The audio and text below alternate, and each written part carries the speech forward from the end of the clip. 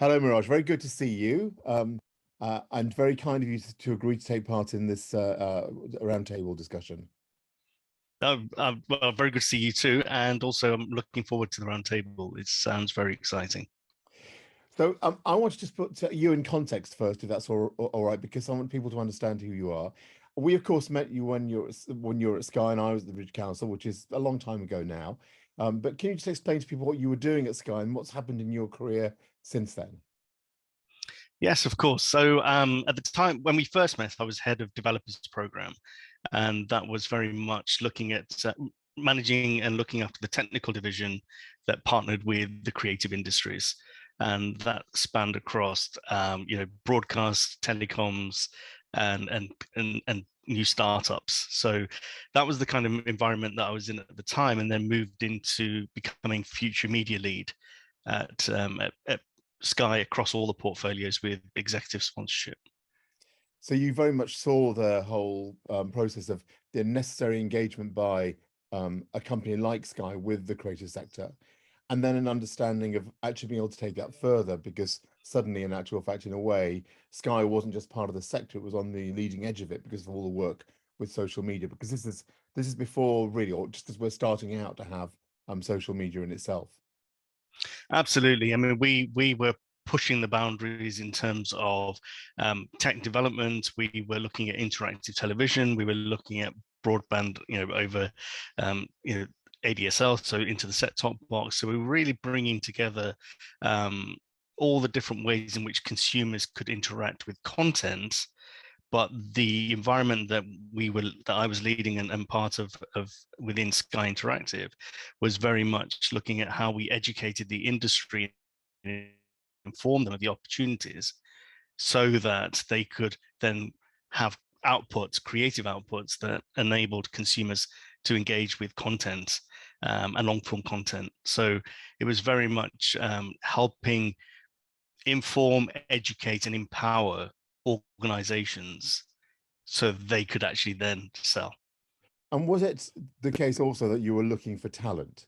Was there a sense of that in what you were doing as well? And what Sky was trying to do was look for where talented creative people were, talented people in terms of tech were, and bringing them into the ecosystem that is Sky.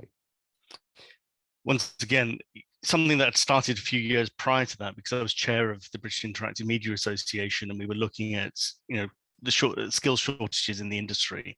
And whilst at Sky, I was developing relationships with key universities, and so I was looking at the entire talent pipeline, from bringing in new talents that would be fresh, not blinkered by commercial requirements, who could really be creative, but also finding skilled talent along the process that could develop some of the solutions that we were trying to get into the market. So that meant providing reams of documentation online. We created an online community where techies could come in, talk to one another from different companies, get hold of coding and documentation, so that they could start to develop solutions for themselves and their companies, therefore creating an ecosystem where all parties would potentially win. And did you that notion of, because as I said before, I was at the British Council at the time, was that important for Sky to be able to look for partnerships with organisations like that, which were quasi-governmental? Yes, it was a strategic decision that we took, and being sponsoring the Creative Pioneers program, that was India, Hong Kong, in the UK, was something very high on our agenda within our business units. Those partnerships enabled us to create meaningful relationships, and we knew at the outset. Remember, we were coming off the dot-com boom and then bust, and then looking at how we collaborate, and we strongly believe that collaboration was the way forward, which was at the time very new thing for Sky, because it was so used to doing its own thing.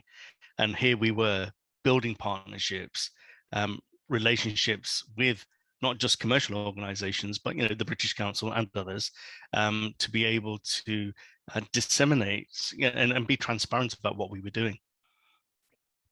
And you left eventually Sky, and you since worked as a consultant yourself, and also worked in an academic role.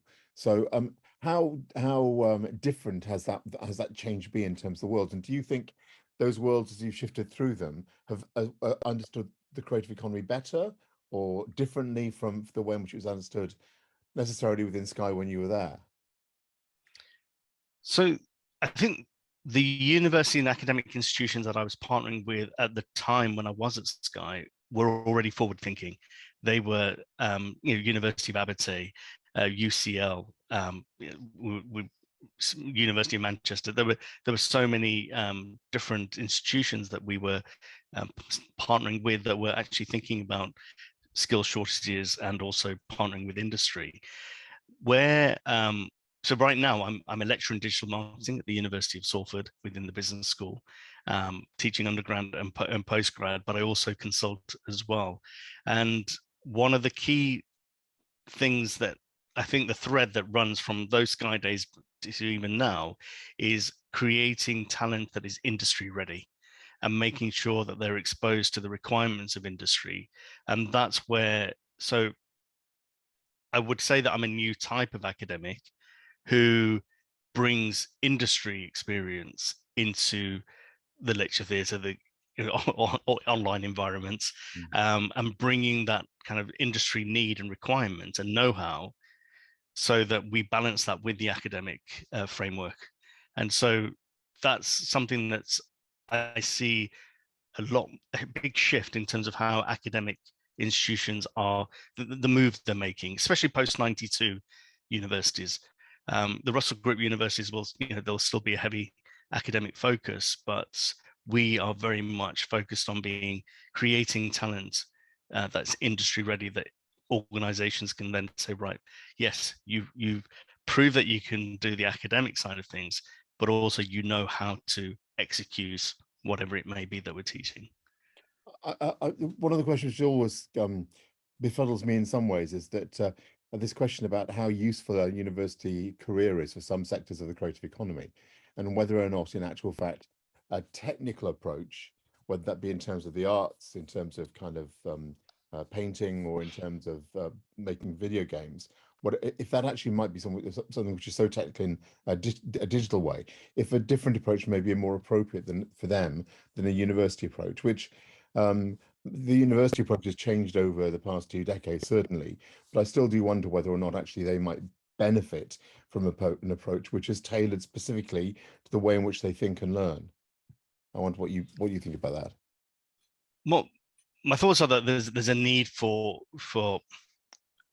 I think there's a multi-pronged approach and need required, and very much there's the big debate now, in terms of, especially because of the fees, is university actually worth it? Well, actually, university it provides, once the student has gone through the process and got their certificate, it demonstrates to the employer that they are capable of doing, of working in a particular way, learning, developing, and executing content and knowledge in a particular way. So that actually is of value, coupled with, and this is the layer that I, especially what I and my colleagues bring to teaching, is that the layer above that is actually, how do we now equip those students? Yes, they can write a report. Yes, they can critically analyze white papers and create well-researched documents.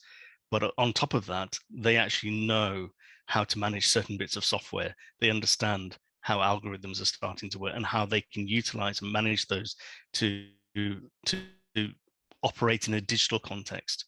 Because it doesn't matter what sector or where your profession lies, digital plays an important role.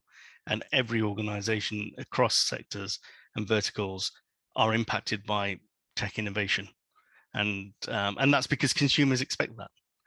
So we have to create talent that are ready and understand those needs and then execute them in the workplace. And do you think that's as true for a country like the Philippines as it is for a country like the UK? Yeah, I do believe so. I think this is something that, so going back to the Sky days when I was future media lead, I was looking at global trends, looking at what was happening in Southeast Asia, Far East Asia. So, and looking at those trends and understanding how consumers were behaving, and then translating some of that back into the domestic market. Obviously, not everything could be, but there were certain learnings, especially in terms of mobile devices, mobile usage. That was something that we could learn lots from. So I think irrespective of where you are in the world now, I keep on saying tech innovation and digital is, digital's everywhere. So, but we are looking at younger audiences. So, your baby boomers, Generation X, yes, of which I'm part of. But when we think about millennials, they're in senior positions, holding big budgets in organizations now. Gen Z, they're in the workplace. They have a different view and look, and they're digital natives. They were born into a time where where Skype is old news. So they're born into an era where everything around them is very much about this, this device. And so we have to appreciate and understand that one, learning happens in different ways now, but also how people consume and utilize content as well as services. That's global. It's happening everywhere. So I think it's very relevant to the Philippines and other markets as well. And where do you stand today on some of the issues that are there around data management and data collection, and the value that is there in data, but then balancing that in terms of the freedoms and the rights that people have to hold back that data from just being eaten up by large corporations? Yeah, so you've probably heard, the people talk about data is the new oil, and but ultimately, as a consumer, as consumers, we give away so much valuable data.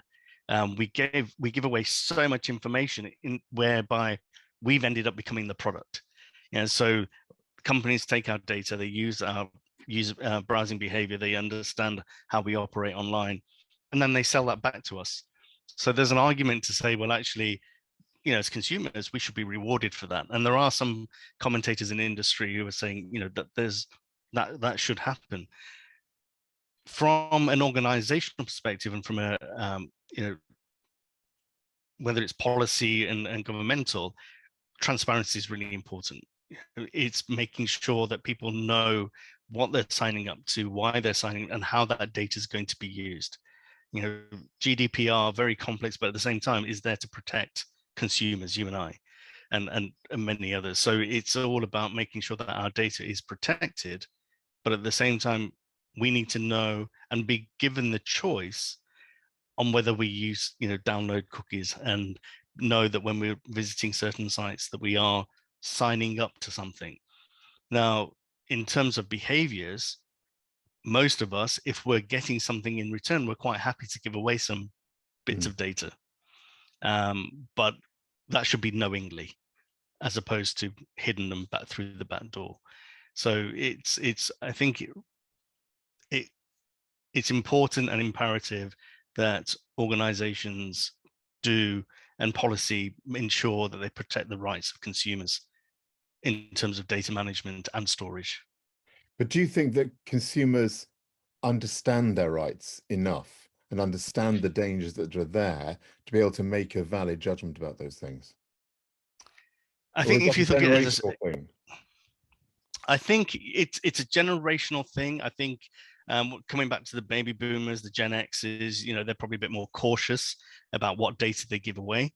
Whereas when we're looking at millennials and Gen Z, the kind of the research and the data shows that actually, if they're getting something in return, if they're getting what they're looking for, they're quite happy to give that away. But increasingly, people are becoming more aware of data and data management, especially because of phishing and some of the fraudulent things that happen. So I think there is very much a generational thing when it comes to data and and being open with that data. But increasingly, I would say more people are becoming aware, but still there's a large population who probably need to know more about how that data is being used. I'm going to end with a question that I'm going to be asking, I'm asking everybody, which is about the blockchain and NFTs and the like. Are you a skeptic, or are you somebody who believes that these are the savior of the creative sector and kind of the way in which the world has to go? Is Web3 something real, or is it something which is just being sold to us without any real substance to it?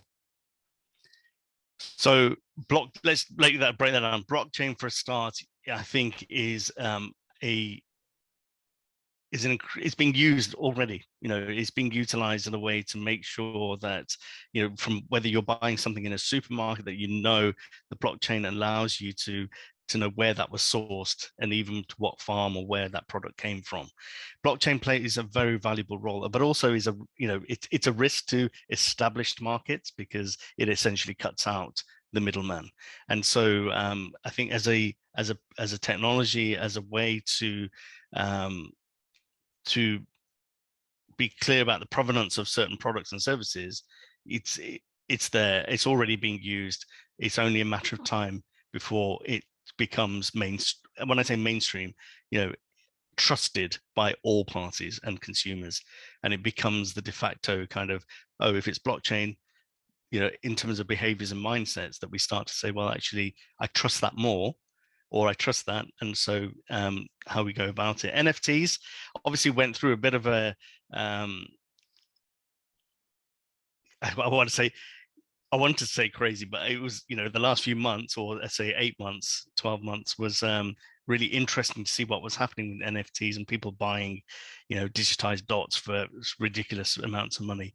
That's died down somewhat, but it is the future. It is, it's a way of expressing, and once again, I think it's a generational thing. There are people who will be spending time in the metaverse, in virtual spaces, whereby there's already a market. We've got designers creating. I have students who design garments and products that they only sell online within these virtual spaces. Whether it be fashion wear, accessories for games. The gaming industry is huge, and so we can't underestimate the value and the power that brings. And so when it comes to Web3, already there are companies being valued at $150, $160 million who operate purely for Web3, helping brands and organizations understand how they can monetize and take advantage of that.